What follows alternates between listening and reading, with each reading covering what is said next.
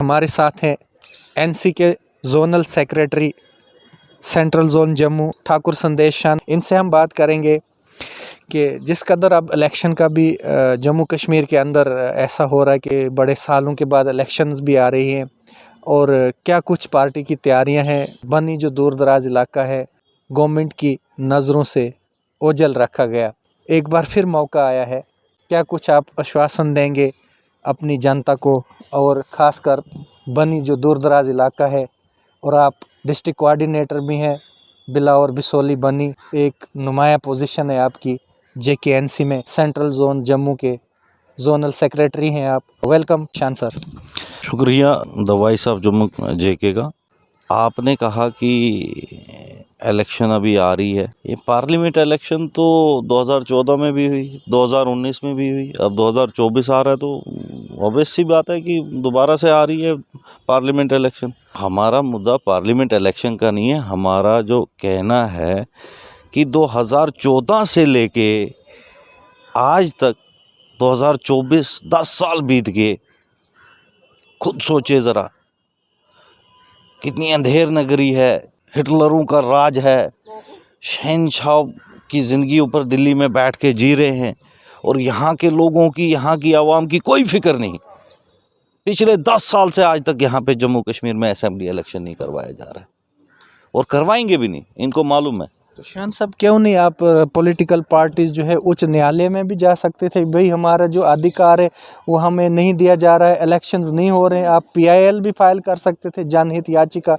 क्यों नहीं आप गए उच्च न्यायालय में? उच्च न्यायालय में भी गए हुए हैं। पीछे हर्षदेव सिंह ने उच्च न्यायालय के आदर करते हैं, उनकी इज्जत करते हैं जो फैसला अभी उन्होंने कहा है 30 सितंबर से पहले जम्मू कश्मीर में असेंबली इलेक्शन होना चाहिए। देखते हैं, ये भी तो कहते थे कि हम भी तो कानून की, सुप्रीम कोर्ट की हम भी इज्जत करते हैं। अब देखते हैं कितनी इज्जत करते हैं, कानून का पालन करते हैं, देखते हैं कितना पालन करते हैं। लेकिन मुझे नहीं लगता, हमें किसी को नहीं लगता कि ये करने वाले हैं। चलो उसके बाद बेहतर ऊपर वाला जानता है क्या होगा, क्या नहीं। इलेक्शन करा रहे हैं, ये तो दावा कर रही है इनकी लीडरशिप के जम्मू कश्मीर से 50 पार, नेशनल से 400 पार, तो इनको करानी चाहिए फिर इलेक्शन। क्यों नहीं करा रहे हैं? अभी मैंने आपके माध्यम से परसों भी कहा, कहाँ से 50 पार भैया, कहाँ से 50 पार? 50 पार वही होगा जो जम्मू में भी होगा, कश्मीर में भी होगा। ये तो जम्मू की 2.5-3 डिस्ट्रिक्टों में 50 पार हो जाता है। 20 कॉन्स्टिट्यूंसी हैं, जम्मू सांबा कठुआ, आप यहाँ, और इसमें भी क्या ये सारी कॉन्स्टिट्यूंसियाँ जीत जाएंगे? 50 पार ख्वाब देखना, ख्वाब तो सारे देखते हैं, ख्वाब देखना कोई बुरी बात नहीं है। मंगेरी लाल के सपने अच्छे होते हैं, सपने ही देखो। 50 पार तो नहीं होना है इन्होंने, ये मैं आज आपको दावे से कहता हूँ। ये ग्राउंड पे चले जाए ना। इन्होंने पंचायत इलेक्शन क्यों नहीं करवाए? इन्होंने म्यूनसिपलिटी ULB के इलेक्शन क्यों नहीं करवाए? इनको मालूम है हमें कुछ नहीं मिलना है। PRIs तो कराए, कहाँ करवाए भाई साहब? PRIs के जो पीछे इलेक्शन जो थे अभी तो नहीं करवाए ना, जो टाइम ड्यू हो गया, अभी कहाँ करवाए? ये डर के मारे, उस टाइम तो कुछ ही मिली थी, इस बार तो वो भी नहीं मिलनी है, वो भी इनके हाथ से चले गई है। बाकी आपने देखा होगा कल परसों आपके doctor Jitendra Singh ji PMO office में बैठे हैं, PMO ऑफिस में बैठे हुए हैं। 9 साल के बाद बनी बसोली का दौरा किया, बनी में गए, किसने पूछा? और मुर्दाबाद के नारे लगे, मुर्दाबाद के नारे लगे, भारतीय जनता पार्टी मुर्दाबाद, उनके वर्करों ने वहाँ मुर्दाबाद के नारे लगाए। और वहाँ के जो सिटिंग MLA थे वो कहाँ थे? कहाँ थे जीवन लाल जी? वो तो थे ही नहीं। उन्होंने तो बड़ा फ्लैक्स पे लगाया था कि मैं भी PMO में जा रहे हैं, कहाँ पे थे? वो थे ही नहीं। लोगों का गुस्सा है, सब पे गुस्सा है। ये जब भी चुनाव में आएंगे गुस्सा लोग इस बार असेंबली इलेक्शन में उतारेंगे। जब भी असेंबली इलेक्शन करेंगे तब गुस्सा लोग उतारेंगे इनके ऊपर, अच्छे से गुस्सा उतारेंगे। मैं आपको दावे से कह, अपने घरों में सारा सामान रखा हुआ है कि आए, एक बार ये आए, हमसे वोट तो मांगे, हम इनको जवाब देते हैं। घेराव करेंगे, क्या करेंगे वो जनता जानती है। ये आ जाए लोगों के बीच में, इनको मालूम पड़ेगा कि क्या होता है। ऐसे नेता ही क्या जिनका लोग घेराव करें? वो तो नेताओं का स्वागत होता है। इनके पास लीडर ही नहीं है। कहाँ है, कौन लीडर है इनके पास? ये जम्मू कश्मीर में पिछले 10 साल से इन्होंने 5 साल 3-4 बार से रविंदर रैना एक उसको प्रेसिडेंट बना के रखा है। इनके पास है कौन? इनके पास है क्या उसके पास? ठीक है, वो भी बेचारा सीधा साधा है, कहीं नाच पड़ता है, कहीं गा पड़ता है, कहीं झूम पड़ता है। उसका क्या है? उसे कोई वोट देगा क्या? उसके कहने पे कोई चलेगा क्या? और रात को एक बात कहता है, दिन को दूसरी बात।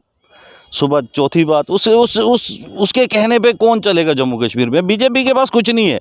बीजेपी अपनी जो ज़मीनी सतह है वो बिल्कुल ख़त्म कर चुकी है। बीजेपी इस टाइम जम्मू कश्मीर से बीजेपी की जड़ उखड़ चुकी है। बस लोग इंतज़ार कर रहे हैं कि कब यहाँ असेंबली इलेक्शन हो तो हम इनको मुंह तोड़ जवाब दें, ताकि हम इनको मालूम पड़े कि इन्होंने पिछले 10 साल में जम्मू कश्मीर 370 अभी पहले आपने सुना मोदी जी ने कहा 400 सीटें लेंगे हम, पूरे हिंदुस्तान में हम 400 पार हैं। अभी आपने देखा पीछे अब 370 बोला, अब 370 लेंगे, अब 370 सीटें, अब 370 को एक टारगेट बनाए। 370 हटेगा जम्मू कश्मीर में नौकरियों का सैलाब आएगा। क्या सैलाब आया भाई, इनकलाब आया। कहाँ है डेवलपमेंट भाई साहब, हमें तो बताइए। वही तो है 2000 आपके नाशरी टनल, आपके वो रेलवे प्रोजेक्ट, उन्हीं को इनाग्रेशन, एम्स मेडिकल कॉलेज, उनको 10-10 बार इनाग्रेशन कर चुके हैं। अभी मोदी जी परसों आए, एम्स को इनाग्रेशन करे। अरे कितनी बार करोगे, अब मूर्ख हम इतने मूर्ख थोड़ा है, हमारी जनता इतनी मूर्ख थोड़ा, हम लोगों को इतना बेवकूफ़ समझाया आपने कि आप एक चीज़ को 10 बार इनाग्रेशन करेंगे, हम लोगों को बेवकूफ़ बनाएंगे आप लोग। जब आपके पास देने के लिए कुछ नहीं है, आप सीधे कहिए कि हमारे पास कुछ नहीं है, झूठ के अलावा हम सिर्फ झूठ बोलते हैं। जुमले तो हैं भैया, जुमलेबाज उनके आपके अमित शाह ने कहा था कि 15 लाख तो एक जुमला, हम भी इंतज़ार कर रहे हो 15 लाख कब आएगा। मेरे घर में पाँच मेंबर है, 75 लाख रुपया तो मेरा देना है इन्होंने। 75 लाख रुपया तो इस गवर्नमेंट ने 15 लाख के हिसाब से मेरा देना, पहले मेरे अकाउंट में डाल देना 15 लाख रुपया। मैं भी कल से माइक पे नहीं आऊँगा, मैं भी कहूँगा यार ये वाकई मोदी जी की सरकार है, अच्छी गवर्नमेंट है। बाकी रही बनी की बात, वसूली की बात, आपको आंकड़े दिए हुए हैं हमने पहले कि नेशनल कॉन्फ्रेंस की हुकूमत 1996 से 2002 तक रही।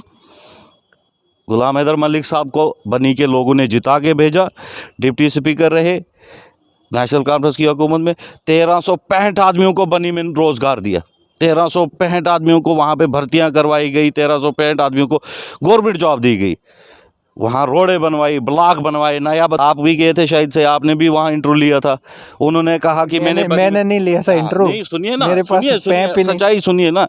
उन्होंने कहा मैंने बनी में ये किया, क्या किया हमें तो बताएं। उमर साहब 2008 से 14 तक रहे, नायाबते दी, ब्लॉक बनाए। 1996 से 2002 तक फारूक साहब रहे, आपके वहाँ कॉलेज तक बनवाया, आपके वहाँ SDM बिठवाए, सारा कुछ तो फारूक साहब ने। नेशनल कॉन्फ्रेंस ने दिया, रोज़गार दिया, रोड इंफ्रास्ट्रक्चर जो आज के उस टाइम के DPR बने थे। 1996 से लेके 2002 तक गवर्नमेंट के पास बजट कम होता था, उस बजट के हिसाब से बनाया जाता था। 96 की जो सिचुएशन थी, आज 2024 है, आप देख लीजिए ना। हर सिस्टम के हिसाब से सारा कुछ चलता रहता है, डेवलपमेंट होती है वो तो सिस्टम से होती है।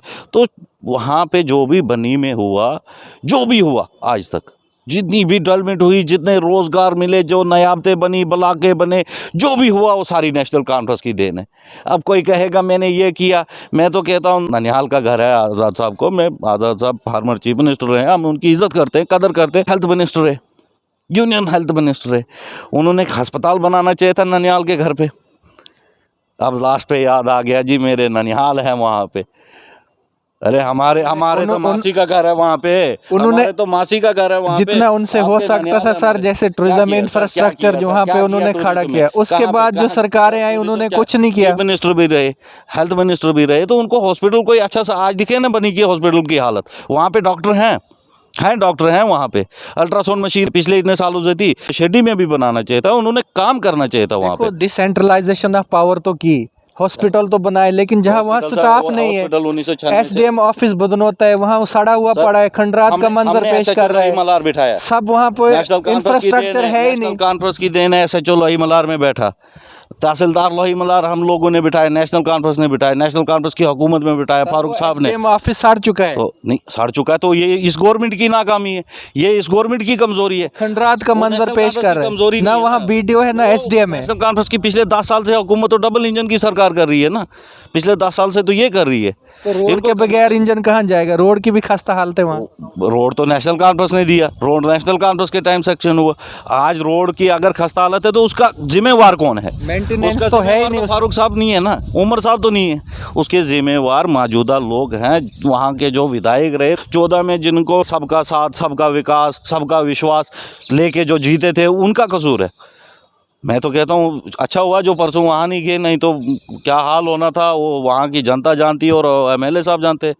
अच्छा हुआ वो वहाँ नहीं गए। हो सकता है खराब मौसम की वजह से हेलीकॉप्टर ने उड़ान नहीं भरी। नहीं हेलीकॉप्टर तो आया, हेलीकॉप्टर तो आया लेकिन वहाँ का एमएलए विधायक नहीं आया, वहाँ का विधायक हमें वहाँ पे नहीं दिखा। हमें तो इस चीज़ की खुशी हो रही है कि भाई साहब हमें वहाँ का विधायक क्यों नहीं दिखा, क्योंकि लोग उसके खिलाफ है, लोग उसको नहीं चाहते। क्योंकि पिछले 10 साल में उसने वहाँ पे, अगर वहाँ कोई नाली पड़ी थी, उस नाली, वो नाला बन गया लेकिन उसने उस नाली को कवर करने की कोशिश नहीं की। वो नाला बना दिया लेकिन नाली नहीं, नाले खड्ड, सारी खड्डो पूरा खड्ड इन्होंने कब्जा किया है बनी में, पूरी खड्ड को कब्जा करके रखा हुआ है इन्होंने, बीजेपी वालों ने ही कब्जा करके रखा है ना। क्यों नहीं उस पर एक्शन भी लिया जा रहा है? वहाँ खड्ड में ही तो एमएलए साहब ही बैठे हैं, घर में घर बनाया हुआ है। नहीं, इनका कहना है कि हमने जी रोडों के जाल बिछाए, पीएमजीएसवाई योजना लाई है, दूर दराज इलाकों में नेटवर्क। पीएमजीएसवाई जो है वो 2002 में स्टार्ट हुई थी, आपको शायद मालूम होगा, अटल जी के टाइम पे, तो 2002 में स्टार्ट हुई थी। लेकिन पीएमजीएसवाई का भी एक लिमिटेड बजट होता था उस टाइम। मैंने कहा ना कि वक्त के साथ सारी चीज़ें चलती हैं। पीएमजीएसवाई जो डिपार्टमेंट है, प्रधानमंत्री ग्रामीण सड़क योजना, वो कोई नरेंद्र मोदी का नहीं है, वो या वो अटल जी ने बनाया तो उनके नाम पे नहीं है, प्रधानमंत्री का। वो तो मनमोहन सिंह भी प्रधानमंत्री रहे तो उनके टाइम भी तो रोडें बनी। आप इस चीज़ को नहीं कह सकते। देखिए उस टाइम स्टेट का बजट 20,000 या 30,000 करोड़ होता था, आज ये तो कहते हैं 1 लाख करोड़ है। वो तो दिखा नहीं हमें, वो कहाँ गया, इनकी जेबों में गया, इनके घरों में गया, वो इनको ही मालूम होगा। शान साहब कंक्लूड करते हैं, अब वे आउट कैसे है? क्या आपके पास ग्राउंड्स हैं जिसके बिना पर आप सरकार का दावा करेंगे, या बीजेपी जिस तरह दावा कर रही है कि हम भी डेवलपमेंट से, इंफ्रास्ट्रक्चर से है वो सरकार बनाएंगे, एम्प्लॉयमेंट या कुछ भी? मैं आपको कह रहा हूँ, जम्मू कश्मीर से बीजेपी लखनपुर पार है। यहाँ पे कुछ लोग हैं, कुछ जयचंद होते हैं, वो हर कम्युनिटी में होते हैं। हमारी कम्युनिटी में भी हमारे लोग हैं कुछ जो जयचंद बन के फिर रहे हैं बीजेपी के आगे पीछे। देखिए उनकी मजबूरी है, वो जा रहे हैं आगे पीछे, किसी को घर बचाना है, किसी को मकान, किसी को दुकान, ठीक है, तो वो गए हुए हैं, वो अपना काम कर रहे हैं। बाकी यहाँ जो है जम्मू कश्मीर में जब भी असेंबली चुनाव होगा, यहाँ नेशनल कॉन्फ्रेंस हुकूमत बनाएगी, उमर साहब यहाँ चीफ मिनिस्टर बनेंगे, ये मैं आज आपको दावे से कहता हूँ। और हमारा ये क्लियर है कि जब भी हुकूमत बनेगी, आने वाली जो सरकार होगी नेशनल कॉन्फ्रेंस की, सबसे पहले हमारा मुद्दा रहेगा बेरोज़गारी का, जो हमारे नौजवान साथी हैं। अगर मैं आज आपके माध्यम से ये भी कह देना चाहता हूँ कि अगर 96 से लेके 2002 तक नेशनल कॉन्फ्रेंस की सीट बनी में आई, 1365 आदमियों को रोज़गार मिला। आज आपके माध्यम से ये भी कहना चाहता हूँ, अगर जब भी इलेक्शन, असेंबली का इलेक्शन होगा, बनी के लोग जब नेशनल कॉन्फ्रेंस की सीट वहाँ से जिता के देंगे, 1365 नहीं भाई साहब, 3 गुना ज़्यादा वहाँ के नौजवानों को रोज़गार दिलाएंगे हम, ऑन रिकॉर्ड। ऑन रिकॉर्ड कह रहे हैं हम। और उमर साहब से भी हम वहाँ पर बुलवाएंगे, ऑन द रिकॉर्ड। ये हम क्लियर कहते हैं। हमारी सरकार ने, जब भी हमारी सरकार आई, उन्होंने काम किए हैं, बेरोज़गारी को लेके काम किए हैं, डेवलपमेंट को लेके, टूरिज़्म को लेके, हर चीज़ के काम किए। आप नेशनल कॉन्फ्रेंस पे उंगली खड़ी नहीं कर सकते कि नेशनल कॉन्फ्रेंस ये नहीं किया। नयाबत आपके बैकन में नेशनल कॉन्फ्रेंस नहीं दी, डुगन बलाक नेशनल कॉन्फ्रेंस नहीं दी, बनी में एसडीएम नेशनल कॉन्फ्रेंस ने, लाही मलार आपकी जो तहसील बनी नेशनल कॉन्फ्रेंस ने, हायर सर उनको करना क्या है जब वहाँ पे नायब नहीं है, 4 पोस्टें वैकेंट है अभी भी? उसके जिम्मेवार तो हम नहीं है ना, उसके जिम्मेवार हमारा काम था बनाना। और हमारे दौर में वो होते थे, लेकिन पिछले 10 साल में भाई साहब इनसे पूछिए ना आप, वो जाके रविंद्र रैना से पूछिए, उसको पूछोगे वो वहाँ से गाना गाए, गड्डी मुझे इंट्रो नहीं देता है, वो गाना गाएगा, गड्डी चलती जम्मू कश्मीर, ठीक है ना। जाके पूछिए ना रविंद्र रैना से, अगर उसने गाना नहीं गाया तो बोलेगा ओहो कोई बात नहीं जी, कोई बात नहीं, ऐसे बताए। वैसे इनके पास कुछ नहीं, गाने नाचने के अलावा इनके पास कुछ बचा ही नहीं। अब इनको ढोलकी शोलकी लेके देंगे हम, चिमटा ढोलकी बजाएं आने वाले टाइम पे, इनका यही काम रहेगा। बहुत शुक्रिया जनाब। ये थे हमारे साथ ठाकुर संदेश शान, जिनका ये दावा है कि आने वाले समय में जैसे ही इंतखाबात होंगे, असम्बली इंतखाबात, और JKN पूर्ण बहुमत के साथ जम्मू कश्मीर के अंदर सरकार बनाएगी। ये हम जनता पे फैसला छोड़ते हैं कि किस तरह रिस्पांस मिलेगा और किस तरफ वोटिंग बरसेगी।